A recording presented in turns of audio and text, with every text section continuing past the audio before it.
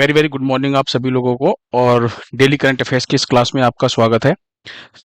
और जितने भी इंपॉर्टेंट क्वेश्चंस होंगे आपके करंट अफेयर्स से, उन सभी क्वेश्चंस को हम यहाँ पर डिस्कस करेंगे। ठीक है, सबसे पहले क्वेश्चन की तरफ चलते हैं। आज का जो हमारा सबसे पहला क्वेश्चन है वो क्या है? स्वतंत्रता संग्राम के नायकों के सम्मान में वीर रथ पार्क कहाँ स्थापित किया जाएगा? हम किसकी बात कर रहे हैं? वीर रथ पार्क की बात कर रहे हैं, जो स्थापित किया जाएगा। ध्यान रखिएगा, ये जो वीर रथ पार्क है ये लगभग 22 एकड़ क्षेत्र में फैला हुआ होगा। ठीक है, और इस वीर रथ पार्क में होना क्या है? एक संग्रहालय होगा, है ना, ओपन एयर थिएटर भी होगा, जिसके अंदर जो भी स्वतंत्रता संग्राम के जो हमारे नायक थे, जैसे भगत सिंह हो गए, चंद्रशेखर आजाद हो गए, है ना, आजाद हिंद फौज के जो सिपाही थे उनकी बात कर लेते हैं। लगभग ऐसे 32 लोगों की हम अगर बात करें, महत्वपूर्ण महत्वपूर्ण लोग हैं, है ना, उन्हीं के सम्मान में यहाँ पर एक वीर रथ पार्क का आयोजन किया जा रहा है, जहां पर उन सभी की स्मृति में, है ना, यहाँ पर उनको चिन्हित किया जाएगा। और इस वीर रथ पार्क के अंदर आपको एक चीज और ध्यान रखना है, इसकी जो अनुमानित लागत है वो 42 करोड़ रुपए बताई गई है। अभी ये कम ज्यादा हो सकता है, क्योंकि जब निर्माण होगा तो बहुत सी चीजें हो सकता है समय के साथ बदले भी, क्योंकि अभी शुरू किया जा रहा है। तो अनुमानित लागत जो आने वाली है वो 42 करोड़ रुपए बताया गया है। और ये जो वीर रथ पार्क है स्थापित कहाँ किया जा रहा है? तो नोएडा में। ऑप्शन बी आपका बिल्कुल सही है। नोएडा कहाँ है? तो आपको ध्यान रखना है उत्तर प्रदेश के अंदर है, नोएडा में।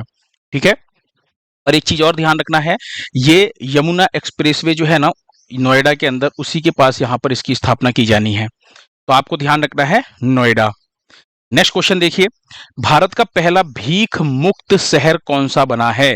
तो आपको यहां पर ध्यान रखना है, कुछ दिन पहले मैंने आपको क्या पढ़ाया था? मैंने आपको पढ़ाया था कि भीख मांगने और देने को अपराध घोषित किया था किसने? तो अपराध घोषित करने वाला जो पहला शहर बना था वो बना था इंदौर। ठीक है, अगर आप भीख देते हैं और अगर कोई भीख मांगता है ना, तो दोनों ही अपराध की श्रेणी में डाला था। तो पहला शहर किसको घोषित किया गया था? इंदौर। फिर आपने कुछ दिन के बाद ही पढ़ा था भोपाल के बारे में, कि अपराध मतलब भीख देना और भीख मतलब भीख मांगना, दोनों ही अपराध घोषित करने वाला जो दूसरा शहर बना था, ये कौन सा था? भोपाल। और आपको ध्यान रखना, दोनों ही शहर कहाँ के हैं? तो मध्य प्रदेश के हैं। अब क्या हुआ है कि घोषित किया था कि भाई अपराध है, लेकिन अब यहाँ पर इंदौर में भीख मांगने वाला कोई नहीं है, क्योंकि अपराध घोषित करने के बाद ये चीजें जो क्या होती, ना तो कोई भीख मांग रहा है और ना ही भीख देने वाला जब भी अपराधी हो जाएगा तो कोई देता भी नहीं, इसी डर से। तो भारत का पहला भीख मुक्त शहर यानी कि भिखारी मुक्त शहर कौन सा बना है?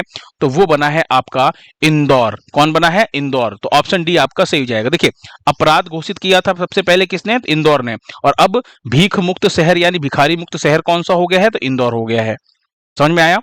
चलिए नेक्स्ट क्वेश्चन देखिए, अंतरराष्ट्रीय परिवार दिवस कब मनाया गया है? तो अभी हाल ही में अंतरराष्ट्रीय परिवार दिवस मनाया गया है 15 मई को। कब मनाया गया है? 15 मई को। ऑप्शन ए आपका बिल्कुल सही है। अगर हम बात करें तो परिवार के महत्व को उजागर करने के लिए इस दिवस को मनाया जा रहा है। देखिए, आजकल परिवार का महत्व उतना नहीं रह गया, आजकल एकल फैमिली हो गई है, एकल परिवार हो गया है ना। तो इसमें क्या होता है? तो इसमें बस हम दो हमारे दो वाला जो कॉन्सेप्ट है वो चला करता है। पहले के टाइम पे आपको ध्यान रखना है कि बहुत लंबी चौड़ी फैमिली हुआ करती थी, जॉइंट फैमिली होती थी। अगर एक किसी उस फैमिली में किसी एक इंसान को भी अगर कोई दुख तकलीफ होती थी तो सभी लोग इकट्ठे हो जाया करते थे, सभी लोग एक दूसरे की मदद भी किया करते थे, है ना। चाचा मामा बुआ मौसी, फैमिली में सभी लोग पाए जाते थे। अब अगर सीधी सी बात है कि अगर बच्चों की संख्या कम होगी, फैमिली में मेंबर कम होंगे, तो चाचा मामा और बुआ मौसी ये सभी लोग मिल पाने एक ही फैमिली में, है ना, मुझे नहीं लगता कि पॉसिबल है। तो यहाँ पर आपको एक चीज ध्यान रखना है कि फैमिली का महत्व जो है उसी को उजागर करने के लिए इस दिवस को मनाया जाता है, अंतरराष्ट्रीय परिवार दिवस। और हर साल 15 मई को ये मनाया जाता है, अभी 15 मई को ये मनाया गया है। ठीक है, नेक्स्ट क्वेश्चन देखिए, दुनिया की पहली, देखिए कोई भी चीज अगर पहली हो और ऊपर से दुनिया की पहली हो तो वो क्वेश्चन थोड़ा सा इंपॉर्टेंट हो ही जाता है। तो राष्ट्रीय स्तरीय क्रिप्टो पर्यटन भुगतान प्रणाली किसने शुरू की? अब क्रिप्टो पर्यटन भुगतान प्रणाली होता क्या है, पहले इसको समझिए। क्रिप्टो का यूज करते हुए आप होटल बुक कर सकते हैं, आप फ्लाइट बुक कर सकते हैं, आप शॉपिंग कर सकते हैं, है ना। इसी को बोला जाता है क्रिप्टो पर्यटन भुगतान प्रणाली। यानी अगर आप टूरिस्ट के तौर पर कहीं पे जा रहे हैं और वहां पर जाकर के आप क्रिप्टो में, है ना, पैसे की जगह पे आप क्रिप्टो जो करेंसी है उसका यूज करते हुए अगर आप भुगतान कर रहे हैं तो इसी को बोला जाता है क्रिप्टो पर्यटन भुगतान प्रणाली। और इसे शुरू किया है किसने? भूटान ने शुरू किया है, और ये दुनिया का पहला ऐसा देश बना है, इसलिए क्वेश्चन थोड़ा सा इंपॉर्टेंट रहेगा, है ना। क्रिप्टो करेंसी जैसे अगर मैं बात करूं, बहुत सी एक फेमस करेंसी है बिटकॉइन, आपने नाम सुना होगा, है ना, बहुत ही फेमस है। उसी को हम बोलते हैं क्रिप्टो करेंसी। यानी इसके अंदर पैसा जो है वो यूपीआई से नहीं देना है, वो क्या नाम है, आपको कैश में नहीं देना है, मतलब बैंक से ट्रांसफर नहीं करना है, ये अलग ही चीज है। ये कंप्यूटर आधारित आपको ध्यान रखना है करेंसी होती है ना। जो कौन सी तकनीक पर आधारित होती है, तो ब्लॉकचेन तकनीक पर आधारित होती है। ये एक बार एग्जाम में क्वेश्चन पूछा गया था, कौन सी तकनीक पर आधारित है, तो ब्लॉकचेन तकनीक पर आधारित है। यहां पर एक बार भूटान को मैप में देखिए। भूटान अगर कहां पर है, आपको दिख रहा है, आपको यहाँ पे ये जो अपना भारत है, भारत से इधर नेपाल है, नेपाल के बाद यहाँ पर सिक्किम है, और फिर यहाँ पर आपको दिख रहा है छोटा सा ये भूटान, दिख रहा है आपको।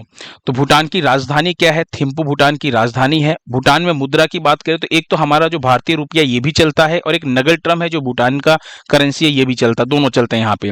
प्रधानमंत्री की बात करूं तो सेरिंग टॉबगे जो है वो यहाँ के प्रधानमंत्री हैं भूटान के, और राजा कौन है यहाँ के, तो जिग्मे खेसर नामग्याल वांगचुक जो है वो भूटान के राजा हैं। और ऐसा ही एक करेंसी को लेकर के, क्रिप्टो करेंसी को लेकर ही एक इंपॉर्टेंट क्वेश्चन मैंने कुछ दिन पहले आपको एक और पढ़ाया था कि इकोनॉमी को बढ़ाने के लिए, यानी अर्थव्यवस्था को बढ़ाने के लिए हरित क्रिप्टो करेंसी या ग्रीन क्रिप्टो करेंसी अपनाने की घोषणा जो है वो भूटान ने की है। मैंने बताया था ग्रीन क्रिप्टो करेंसी क्या होता है। यानी देखिए, क्रिप्टो करेंसी जब बनाई जाती है तो उसके अंदर कंप्यूटर से बहुत ज्यादा एनर्जी यूज की जाती है, बहुत ज्यादा एनर्जी लगती है ना। और जैसे कोई भी चीज समझिए, अगर आपको गोल्ड भी अगर चाहिए तो खुदाई होती है, खुदाई के अंदर उसके बाद से आपको हीरे जवाहरात जो भी गोल्ड मिलते हैं ना। तो वैसे ही क्या होता है कि ये जो क्रिप्टो करेंसी होती है, इसके अंदर भी हम क्या करते हैं, खुदाई करते हैं। लेकिन ये खुदाई कहां पर होती है, ये एल्गोरिथम के माध्यम से, है ना, जो कंप्यूटर के माध्यम से हम इसकी खुदाई करते हैं, जिसे डिजिटल माइनिंग कहा जाता है। ठीक है। और उसमें क्या होता है, बहुत सारी एनर्जी लगती है, बहुत सारी एनर्जी लगती है, एनर्जी यानी पावर सप्लाई लगती है। और इससे क्या होता है, एनवायरनमेंट जो है हमारा और भी ज्यादा क्या होता है, ग्लोबल वार्मिंग बढ़ती है, एनर्जी का यूज करते हैं। लेकिन अगर यही एनर्जी कम लगे और जो भी एनर्जी लग रही है वो रीन्यूएबल एनर्जी का यूज किया जाए, तो ऐसी एनर्जी से बनने वाली जो क्रिप्टो करेंसी होती है उसी को बोला जाता है ग्रीन क्रिप्टो करेंसी या हरित क्रिप्टो करेंसी। समझ रहे हैं आप चीजों को, यानी जिसके अंदर पर्यावरण को ज्यादा नुकसान ना हो। ठीक है। तो ये जो ग्रीन क्रिप्टो करेंसी है, इसको अपनाने वाला पहला देश जो है भूटान बना था। तो क्रिप्टो करेंसी से दो इंपॉर्टेंट क्वेश्चंस आपको ध्यान रखने हैं भूटान से, दोनों ही महत्वपूर्ण है। ठीक है। चलिए अगला क्वेश्चन देखिए। हाल ही में पीएमओ, पीएमओ की फुल फॉर्म क्या होती है, प्राइम मिनिस्टर्स ऑफिस, है ना। तो पीएमओ थ्रू द ईयर्स नामक पुस्तक जो है ये किसके द्वारा लिखी गई है, तो इस पुस्तक को लिखा है हिमांशु रॉय ने। किसने लिखा है, हिमांशु रॉय ने। ऑप्शन डी आपका बिल्कुल सही है। यहाँ पे वो पुस्तक का कवर पेपर आपको दिख रहा है ना, पुस्तक का जो फ्रंट पेज है। और अगर हम बात करें, देखिए यहाँ पे लिखा हुआ है हिमांशु रॉय, इन्होंने इस पुस्तक को लिखा है। पीएमओ यानी prime minister's office through the years, ये इस बुक का नाम है। अच्छा, यहाँ पर इस बुक के अंदर क्या चीजें बताई गई है, तो प्राइम मिनिस्टर्स के ऑफिस के बारे में बताया गया है, उनका कार्यप्रणाली क्या है, कैसे वहां पे काम होता है, और कहां से कहां तक। तो जो हमारे भारत के पहले प्रधानमंत्री थे जवाहरलाल नेहरू से लेकर के प्रधानमंत्री नरेंद्र मोदी जी के कार्यकाल तक को बताया गया है। ठीक है। तो ये चीज आपको ध्यान रखना है यहाँ पे। अब फटाफट एक इंपॉर्टेंट सा क्वेश्चन मेरा आपसे ये है कि अभी कल मैंने आपको बताया था बंडारू दत्तात्रेय के बारे में। ये कहाँ के राज्यपाल हैं, तो ये हरियाणा के राज्यपाल हैं, गवर्नर हैं। और इन्होंने अपनी एक आत्मकथा लिखी थी। क्या लिखी थी, अपनी एक आत्मकथा लिखी थी, जिसका विमोचन किसने किया था, जिसे लॉन्च किसने किया था, उसे लॉन्च किया था हमारे जो उपराष्ट्रपति हैं जगदीप धनखड़, उन्होंने उसको लॉन्च किया था। आपको बताना है इनकी आत्मकथा का नाम, उस बुक का नाम बताना है। फटाफट कमेंट बॉक्स में उस बुक का नाम बताइए, कल ही मैंने आपको पढ़ाया था, इंपॉर्टेंट बुक है ये, है ना, हरियाणा के राज्यपाल की बुक है। तो बंडारू दत्तात्रेय वाली जो बुक है उसको फटाफट कमेंट बॉक्स में बताइए। नेक्स्ट क्वेश्चन देखिए, फाइनेंशियल ईयर 2024, फाइनेंशियल ईयर का मतलब क्या होता है, वित्त वर्ष, है ना। वित्त वर्ष 2024 में सबसे ज्यादा जीएसटी संग्रह वाला राज्य कौन सा है, तो यहां पर आपको ध्यान रखना है कि महाराष्ट्र सबसे ज्यादा जीएसटी संग्रह करने वाला राज्य बना है। यानी पहले नंबर पे कौन है, महाराष्ट्र। दूसरे नंबर पे आपको ध्यान रखना है कर्नाटक है, तीसरे नंबर पे गुजरात है, और चौथे नंबर पे है तमिलनाडु। और यूपी स्पेशल वाले ध्यान रखें, क्योंकि यूपी के जो स्पेशल वाले एग्जाम होते हैं उसमें यूपी स्पेशल करंट अफेयर्स पूछा जाता है। तो इसमें उत्तर प्रदेश जो है वो 5वें नंबर पे है, किस लिस्ट में, तो आपको ध्यान रखना है जीएसटी संग्रह की बात कर रहे हैं फाइनेंशियल ईयर 2024 में। तो उत्तर प्रदेश 5वें नंबर पे। जो आरओ के एग्जाम कर रहे हैं, पेट का एग्जाम होने वाला है, तो उसमें यूपी स्पेशल करंट अफेयर्स पूछे जाते हैं, तो उसमें आपको ये चीज अपने दिमाग में बिठा करके रखना है। अच्छा, यहां पर ये हो गया कि सबसे ज्यादा जीएसटी संग्रह वाला जो राज्य है वो तो बन गया आपका महाराष्ट्र। लेकिन अगर आपसे एग्जाम में पूछा जाए कि फाइनेंशियल ईयर 2000 2024 में सबसे ज्यादा तो आपने पढ़ लिया कहां से संग्रह हुआ है, लेकिन अगर आपसे पूछा जाए कुल जीएसटी राजस्व संग्रह कितना हुआ है, यानी कुल जो है जीएसटी जो संग्रह प्राप्त हुआ, राजस्व संग्रह वो कितना प्राप्त हुआ है, तो आपको ध्यान रखना है जो कुल संग्रह जो रखा गया है वो है 21.36 लाख करोड़ रुपए। ठीक है, लाख करोड़ रुपए आपको ध्यान रखना है जो इकट्ठा हुआ है। ठीक है, समझ में आया? तो ये जो कुल है इसको याद रखिएगा एक तो आप, क्योंकि ये एग्जाम में आपसे पूछा जा सकता है, हो सकता है स्टेटमेंट में पूछा जाए। और दूसरा आपको ध्यान रखना है कि नंबर 1 पर कौन है, महाराष्ट्र है। किसकी बात कर रहे हैं, फाइनेंशियल ईयर 2024 की बात कर रहे हैं, वित्त वर्ष 2024 की। नेक्स्ट क्वेश्चन देखिए। अच्छा, इससे पहले हम बात करते हैं थोड़ा सा जीएसटी के बारे में, क्योंकि जीएसटी का क्वेश्चन है तो स्टैटिक जीके से कुछ इंपॉर्टेंट क्वेश्चंस जो है वो आपके एग्जाम में बार बार पूछे जाते हैं, एक बार नहीं बार बार पूछे जाते हैं। वो जितने भी क्वेश्चन पूछे गए हैं प्रीवियस ईयर्स के, वो सारे पीवाईक्यू जो है मैं लेकर के आया हूं।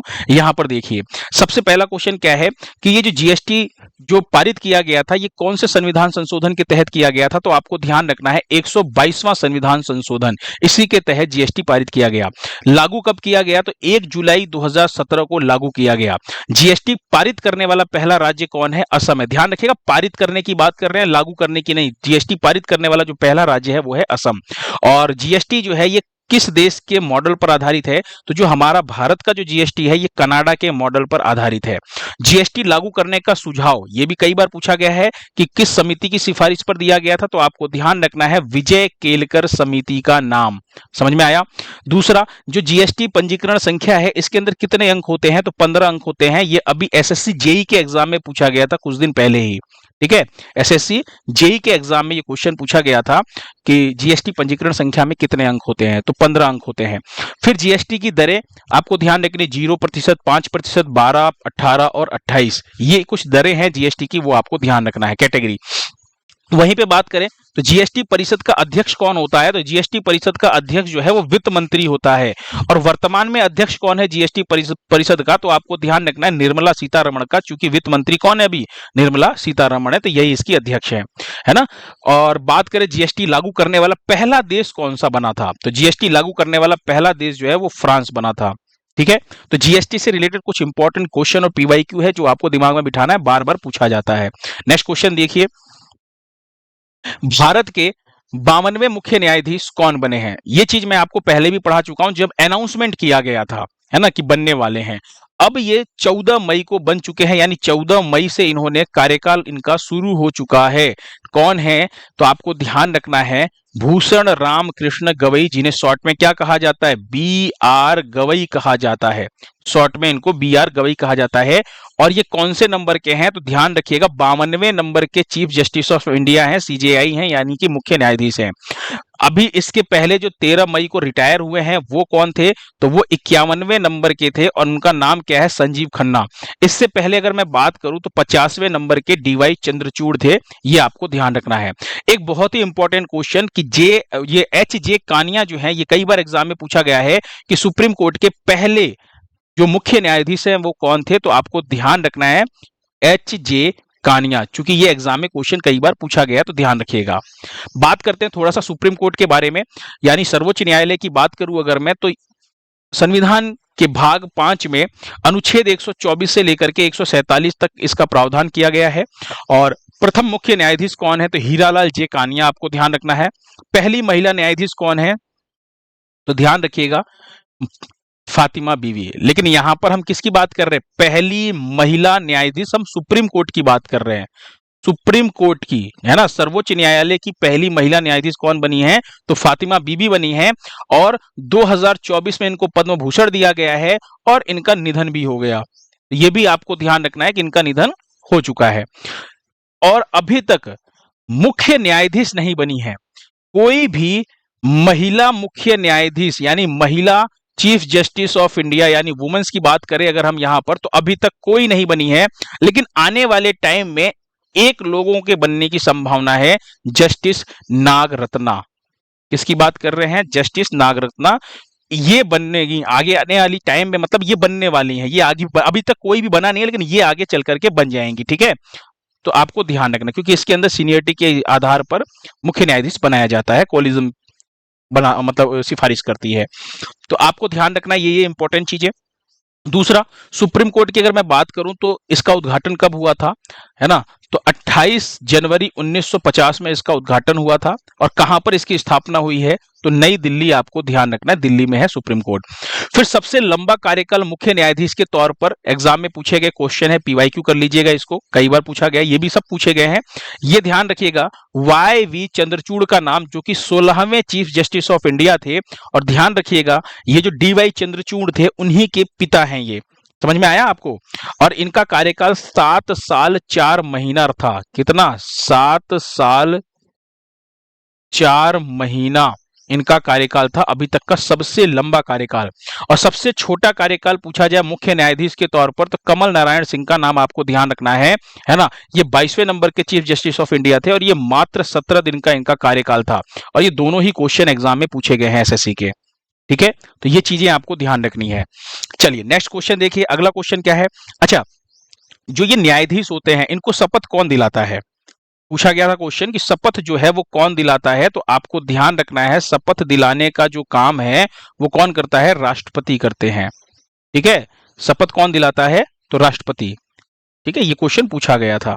चलिए नेक्स्ट क्वेश्चन देखिए, अगला क्वेश्चन क्या है?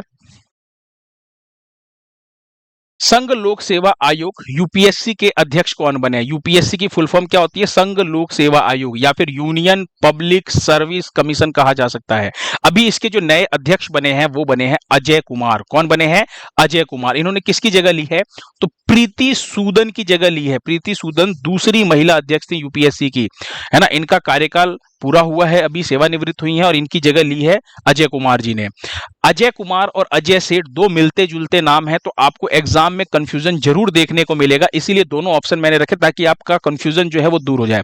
अजय कुमार जो है, आपको ध्यान रखना है, ये एक रिटायर्ड आईएएस ऑफिसर है ना? एक रिटायर्ड आईएएस ऑफिसर हैं। और अगर मैं बात करूं तो ये पूर्व रक्षा सचिव भी रह चुके हैं। ठीक है, फिर हम बात करते हैं अजय सेठ की।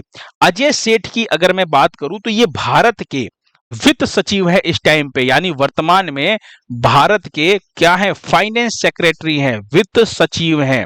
तो दोनों में कंफ्यूज मत होइएगा, अजय सेठ और अजय कुमार में। प्रवीण सूद की बात करूं मैं, तो अभी सीबीआई निदेशक हैं ये, इनका कार्यकाल अभी हाल ही में बढ़ाया गया है। तो अगर आपसे पूछा जाए सीबीआई निदेशक कौन है, तो आप क्या कहेंगे? प्रवीण सूद। ऐसा ही एक मिलता जुलता नाम है जहां पर आपको कंफ्यूजन हो सकता है, वो है संजय सेठ। कौन है? संजय सेठ, है ना? संजय सेठ और अजय सेठ में भी कंफ्यूज नहीं होना है आपको। संजय सेठ जो है, ये आपको ध्यान रखना है, ये रक्षा राज्य मंत्री हैं। क्या है? रक्षा राज्य मंत्री हैं, नाम है इनका संजय सेठ। अभी रूस के अंदर इन्होंने भारत का प्रतिनिधित्व किया था, जो रूस का विजय दिवस समारोह मनाया जाता है 9 मई को, उसी की हम बात कर रहे हैं। वहां पे भारत का प्रतिनिधित्व संजय सेठ ने किया है। तो अजय कुमार, अजय सेठ और संजय सेठ में कोई कंफ्यूजन नहीं होना चाहिए, है ना? कि एग्जाम में कोई भी गलती हो, इसलिए सारा कंफ्यूजन यहीं पे मैंने आपका दूर कर दिया है। चलिए बात करते हैं थोड़ा सा संघ लोक सेवा आयोग के बारे में बात करते हैं, है ना? उससे पहले आपको ध्यान रखना है कि ये जो यूपीएससी के जो अध्यक्ष होते हैं, इनका कार्यकाल कितने साल का होता है? तो इनका कार्यकाल होता है 6 साल का। और अगर 6 साल का कार्यकाल नहीं पूरा होता है, 65 वर्ष की आयु अगर पहले पूरी हो जाए, तो भी इनको रिटायर कर दिया जाएगा, यानी सेवानिवृत्त की आयु 65 वर्ष जो पहले हो जाए। ठीक है, और इसके अलावा अगर मैं आपको याद दिलाऊं, चलिए पहले तो आप यहां पर देखिए, संघ लोक सेवा आयोग की बात करते हैं। कुछ इंपॉर्टेंट क्वेश्चन देखिए जो एग्जाम में आपसे पूछा जाता है। संघ लोक सेवा आयोग की मैं बात करूं तो ये एक संवैधानिक निकाय है, यानी भारतीय संविधान के अंदर इसका उल्लेख किया गया है। भारतीय संविधान के भाग 14 में, है ना, भाग 14 के अंतर्गत अनुच्छेद 315 से लेकर के 323 तक इसका प्रावधान किया गया है। संघ लोक सेवा यानी यूपीएससी का जो गठन है वो ली आयोग की सिफारिश पर हुआ था, पूछा गया क्वेश्चन है। इसकी स्थापना जो है यूपीएससी की वो 1 अक्टूबर 1926 में हुई थी। अभी वर्तमान में अध्यक्ष कौन है? तो अजय कुमार हैं। लेकिन आपसे एग्जाम में पूछा जाए कि प्रथम अध्यक्ष कौन थे, क्योंकि पहले भी पूछा गया एग्जाम में, तो सर रॉस बार्कर का नाम आपको ध्यान रखना है, जो यूपीएससी के पहले अध्यक्ष थे। यहीं पर आपको ध्यान एक और चीज रखना है कि अभी आपने पढ़ा था एक नाम 2 दिन पहले ही, अनुराधा प्रसाद का, है ना? Anuradha Prasad, second last class में मैंने आपको ये चीज पढ़ाई थी अनुराधा प्रसाद के बारे में। ये क्या है? तो ये अभी यूपीएससी की सदस्य बनी है। यूपीएससी सदस्य बनी है। देखिए यूपीएससी अध्यक्ष अलग है, सदस्य अलग है ना, तो हम आपको यहाँ पर जो है कंफ्यूज होने से बचा रहे हैं। तो अनुराधा प्रसाद जो है अभी यूपीएससी सदस्य के तौर पर चुनी गई थी और यूपीएससी अध्यक्ष के तौर पर अभी अजय कुमार चुने गए हैं। तो दोनों नियुक्तियां नहीं है, आपको ध्यान रखना है। ठीक है, चलिए नेक्स्ट क्वेश्चन देखिए। अगला क्वेश्चन क्या है? अच्छा, यहां पर एक और चीज ध्यान रखिएगा, जो इसका हेडक्वार्टर है, जो इसका मुख्यालय है ना, यूपीएससी का कहां पर है? तो आपको ध्यान रखना है नई दिल्ली में इसका मुख्यालय है ना, भूलिएगा नहीं। नेक्स्ट क्वेश्चन देखिए, केंद्र सरकार ने किस दिन को आयुर्वेद दिवस के रूप में मनाने की घोषणा की है? देखिए अभी तक जो आयुर्वेद दिवस मनाया जा रहा था, है ना, हमारे भारत के अंदर हम कब मना रहे थे? अभी तक आयुर्वेद को हम धनतेरस के दिन मना रहे थे। आपको पता ना, दिवाली से जो 2 दिन पहले धनतेरस होता है ना, धनतेरस। इसको थोड़ा सा करेक्ट करते हैं। चलिए, किसकी बात कर रहे हैं? धनतेरस की, जिस दिन भगवान लक्ष्मी जी की पूजा की जाती है ना, देवी लक्ष्मी जी हैं, उनकी पूजा की जाती है। तो धनतेरस के दिन अभी तक हम आयुर्वेद दिवस को हर साल मनाते आ रहे हैं। ठीक है, लेकिन अब क्या है कि ये फिक्स नहीं होता था, है ना, दिवाली कभी आगे भी हो जाती थी, पीछे भी हो जाती है। धनतेरस की अगर हम बात करें तो आगे पीछे हो जाया करता था, कभी अक्टूबर में, कभी नवंबर में, तो ये फिक्स नहीं होता था।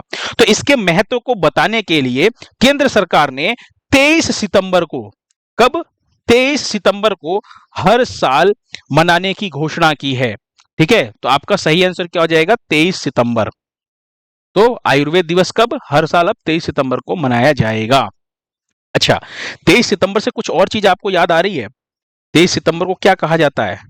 शरत विषु कहा जाता है। क्या कहा जाता है? शरत विषु। अ, और शरत विषु के दिन कौन सी घटना को कहा जाता है? ये कहा जाता है 23 सितंबर को। दिन और रात दोनों आपके क्या होते हैं? बिल्कुल बराबर होते हैं, है ना। दिन और रात दोनों 23 सितंबर को बराबर होते हैं और इस घटना को क्या कहा जाता है? शरत विषुव कहा जाता है। चलिए, अभी घोषित किए गए कुछ और नए दिवस की अगर हम बात करें, यहाँ पर कुछ ऐसे दिवस जो घोषित किए गए हैं तो हम उनकी बात करते हैं। सबसे पहले देखिए, 9 फरवरी को अमेरिका की खाड़ी दिवस मनाया जाता है। याद आ रहा आपको? अमेरिका की खाड़ी दिवस, यूएसए अमेरिका ने घोषित किया था, मैक्सिको की खाड़ी का नाम बदल दिया था। फिर 10 दिसंबर को प्रवासी राजस्थानी दिवस मनाया जाता है। फिर 21 सितंबर को विश्व ध्यान दिवस मनाने की बात कही गई है। 25 जून को संविधान हत्या दिवस मनाने की बात कही गई है। 27 जनवरी को समान नागरिक संहिता दिवस मनाया जाना है, उत्तराखंड सरकार ने घोषित किया है। फिर 25 नवंबर को no nonveg day Uttar Pradesh सरकार ने घोषित किया है। 23 अगस्त को राष्ट्रीय अंतरिक्ष दिवस मनाने की घोषणा की गई है, क्योंकि हमारा जो चंद्रयान 3 है वो 23 अगस्त को, है ना, चंद्रमा की धरती पर उतरा था। फिर 25 दिसंबर को तबला दिवस मनाने की घोषणा की है मध्य प्रदेश सरकार ने। 25 मई को विश्व फुटबॉल दिवस मनाने की घोषणा किया गया है। और अभी 2 दिन पहले ही मैंने आपको एक और चीज पढ़ाई थी, अगर आपको याद आ रहा हो, है ना, किसी को याद आ रहा है? तमिलनाडु सरकार ने अभी क्या घोषित किया है? फटाफट बताइए, तमिलनाडु सरकार ने अभी क्या घोषित किया है? ये जल्दी से बताइए, फटाफट जल्दी से बताइए। अगर किसी ने पढ़ रखा है, किसी को याद आ रहा हो, जल्दी बताइए। अगर नहीं याद आ रहा है वो तो मैं बताऊंगा ही, है ना। नहीं याद आ रहा है? अभी तमिलनाडु सरकार की अगर मैं बात करूं तो इसने क्या घोषित किया था?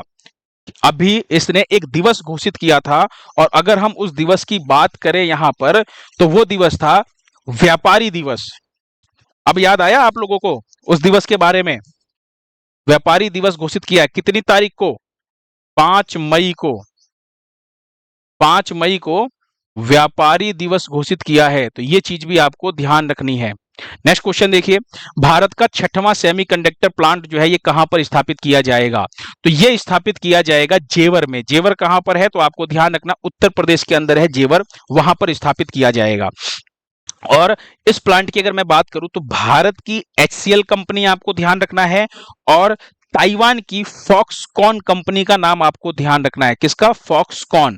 ये दोनों कंपनियों का जॉइंट वेंचर है, ये संयुक्त उद्यम है, ये आपको ध्यान रखना है, दोनों कंपनियों का जॉइंट वेंचर है।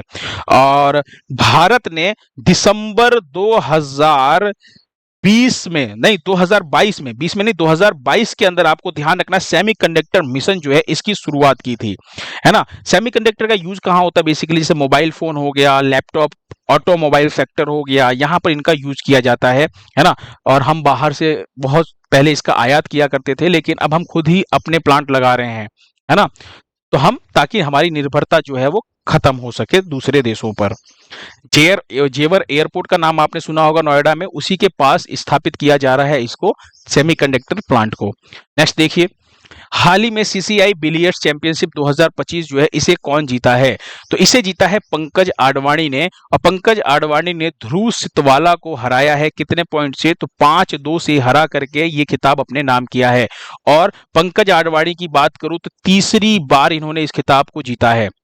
ये जो आप देख रहे हैं यही है पंकज आडवाणी। और ये बिलियर्ड वाला जो खेल होता है, आपको मैंने बता रखा है ना, ग्रीन कलर की टेबल होती है, फिर ये कुछ बॉल्स होते हैं, और फिर इसको डंडे की सहायता से क्या किया जाता है, बॉल को मारा जाता है, फिर वो बॉल दूसरे बॉल को हिट करके चारों तरफ हॉल होते हैं, उसी के अंदर गिराना होता है। ऐसा ही एक गेम्स होता है ना, आपने फिल्मों में और बड़े बड़े फिल्मों में देखा होगा आपने अमीर को खेलते हुए ये गेम्स, वही गेम है, ठीक है। चलिए अब हम बात करते हैं सीसीआई बिलियर्ड चैंपियनशिप जो है इसका आयोजन कब से कब तक हुआ है? तो 25 अप्रैल से लेकर के कितने मई तक? तो 4 मई तक इसका आयोजन हुआ है। कहां पर हुआ है? तो आपको ध्यान रखना है, मुंबई के क्रिकेट क्लब ऑफ इंडिया के अंदर इसका आयोजन हुआ है। क्रिकेट क्लब ऑफ इंडिया में इसको आयोजित किया गया है, ठीक है। इसका फाइनल मैच यहीं पर हुआ था। चलिए नेक्स्ट क्वेश्चन देखिए, BRICS chamber of commerce and industry के अध्यक्ष कौन बने हैं? तो BRICS chamber of commerce, commerce नहीं है ये, कॉमर्स, इसे सही कर लीजिए, कॉमर्स एंड इंडस्ट्री के जो अध्यक्ष बने हैं वो बने हैं हरवंश चावला। ऑप्शन डी आपका बिल्कुल सही है। ये जो आप इमेज में देख रहे हैं यही है हरवंश चावला। हरवंश चावला की बात करूं तो एक ये वरिष्ठ वकील हैं, है ना, लॉयर हैं, बहुत ही वरिष्ठ। और ध्यान रखिएगा साथ ही कि ये एक अंतरराष्ट्रीय व्यापार विशेषज्ञ भी हैं, है ना, जिनको बनाया गया है चैम्बर ऑफ कॉमर्स इंडस्ट्री का अध्यक्ष। बात करें ब्रिक्स के बारे में तो थोड़ा सा ब्रिक्स से रिलेटेड इंपॉर्टेंट जो क्वेश्चंस पूछे जाते हैं उनकी बात करते हैं। ब्रिक की अगर मैं बात करूं तो पहले ये ब्रिक नाम से था। ब्रिक में कौन कौन था, ध्यान से सुनिएगा। ब्रिक की अगर मैं बात करूं तो ब्राजील, र से रूस, आई से इंडिया और सी से चाइना, पहले 4 देशों ने मिलकर के इसकी स्थापना की थी। इसकी जो स्थापना है 2006 में हुई थी, और इसका जो मुख्यालय है वो संघाई चीन के अंदर इसका हेडक्वार्टर था। 2009 में आपको ध्यान रखना है पहला ब्रिक्स सम्मेलन हुआ था। पूछा गया क्वेश्चन है कि पहला ब्रिक्स सम्मेलन कब हुआ था? 2009 में हुआ था। और कहां पर हुआ था? तो रूस के येकातेरिनबर्ग में हुआ था। फिर बात करते हैं 2010 में इसके अंदर साउथ अफ्रीका भी ऐड हो गया। तो अभी तक 4 देश थे, साउथ अफ्रीका के ऐड होते ही क्या हो गया? एस लगा दिया गया, यानी ये ब्रिक्स हो गया। तो ब्राजील, रूस, इंडिया, चाइना, पहले 4 देश थे। 2010 में जब आपका साउथ अफ्रीका ऐड हुआ तो क्या हो गया? ये आपका हो गया ब्रिक्स कहा जाने लगा। ब्रिक्स से क्या हो गया? ब्रिक्स हो गया। और अभी सदस्य देशों की संख्या बढ़कर के कितनी हो गई है? 10 हो गई है। कौन कौन है? तो ये तो आपको 5 ध्यान ही है।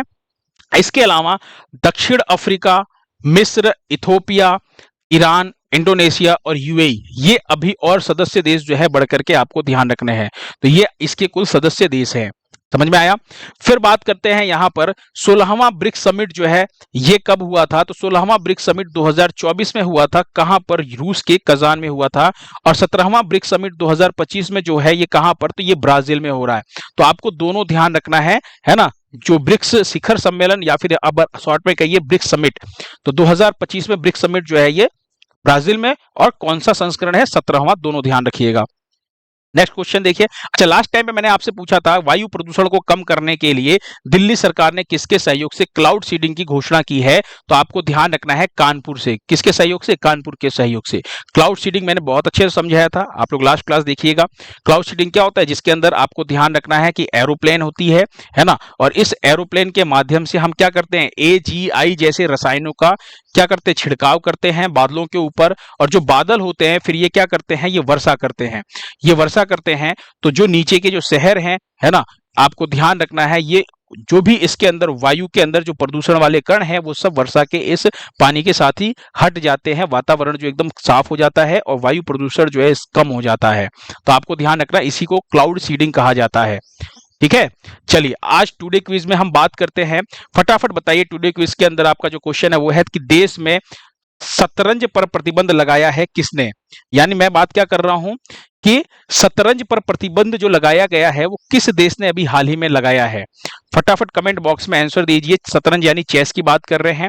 पीडीएफ जो है वो आपको टेलीग्राम चैनल पर मिल जाएगा। लाइक करना बिल्कुल ना भूलें, आपका जो लाइक है वो मुझे काफी मोटिवेट करता है। Thank you so much. मिलते हैं नेक्स्ट लेक्चर में।